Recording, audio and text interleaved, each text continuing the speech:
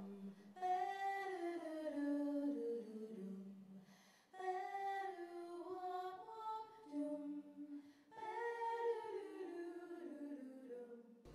my name is Mugisha.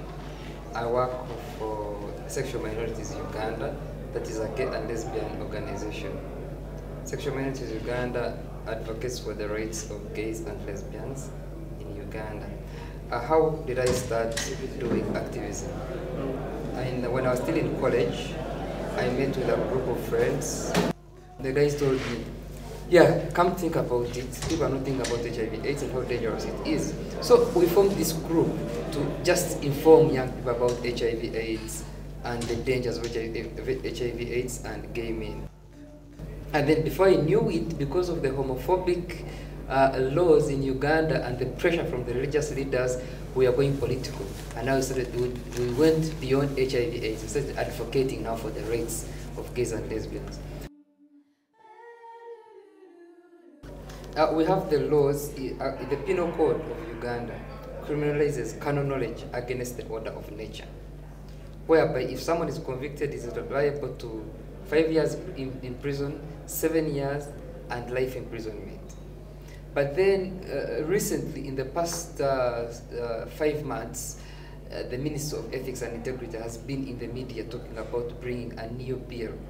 And this new bill on homosexuality will criminalize people like me who promote the rights of LGBTI people. It will criminalize organizations that support homosexuality in Uganda. It will criminalize donors that are funding gays and lesbians in Uganda.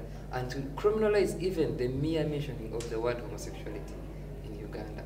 So, and this bill will, if this bill is made law in Uganda, it will be one of the worst in the world, because it has the death sentence for homosexuals.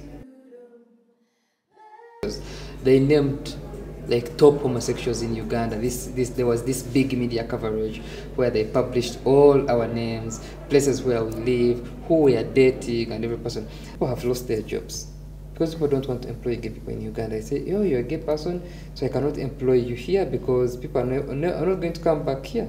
They think we're working with a gay person. And then the other people are so homophobic that they will throw you out of their workplace the moment they find out that you're gay. People have been thrown out of school. There was someone who was put in the papers, and when he went back to school, he was told, no more place for you here.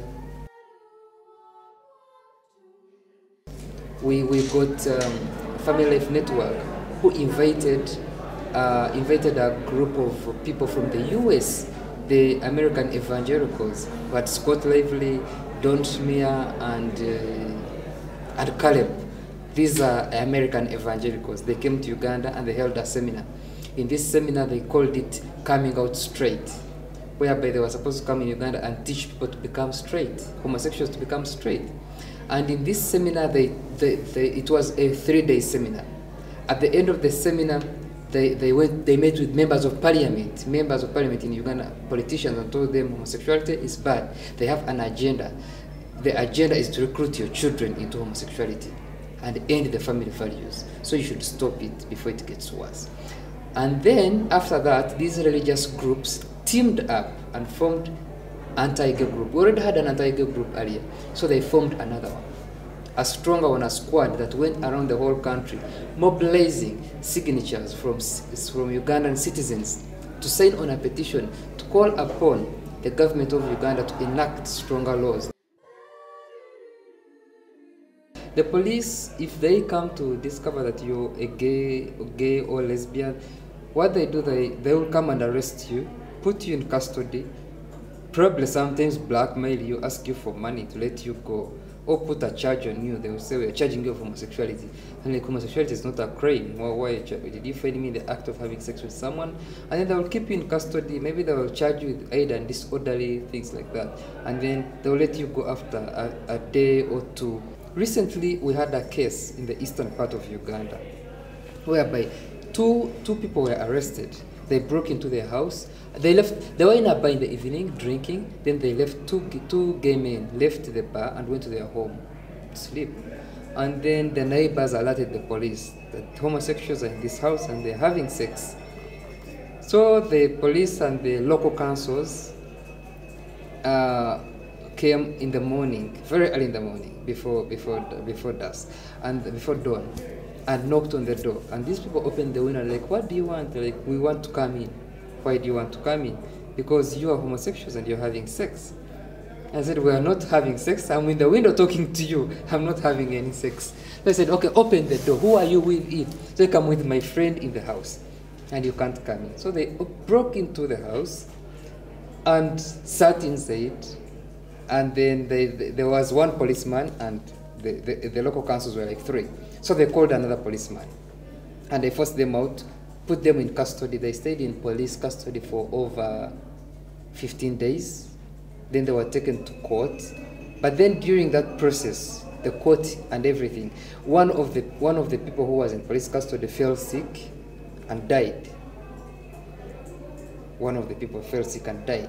And so and then there wasn't enough time to carry out the autopsy and to find out what really killed this person.